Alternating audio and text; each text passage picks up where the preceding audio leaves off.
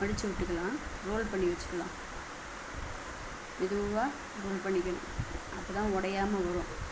இல்லைன்னா தூள் ஆகிடும். ஏன்னா நம்ம மாவை வந்து டைட்டாக பிசைஞ்சிருக்கோம். அதனால் பொறுமையாக பண்ணணும். அப்போ தான் நல்லா ரோல் சூப்பராக வரும். ரொம்ப லூஸாக பிசைஞ்சோன்னா மாவு நம்மளுக்கு ரோல் பண்ண வராது. இப்போது இந்த மாதிரி ரோல் பண்ணிவிட்டு நம்ம பட்டர் ஷீட்டில் வச்சு மூடி ஃப்ரிட்ஜில் ஒரு 15 மினிட்ஸ் வச்சிடலாம்.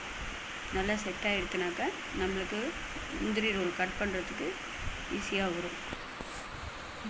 டேஸ்ட்டும் ரொம்ப அட்டகாசமாக இருக்கும்.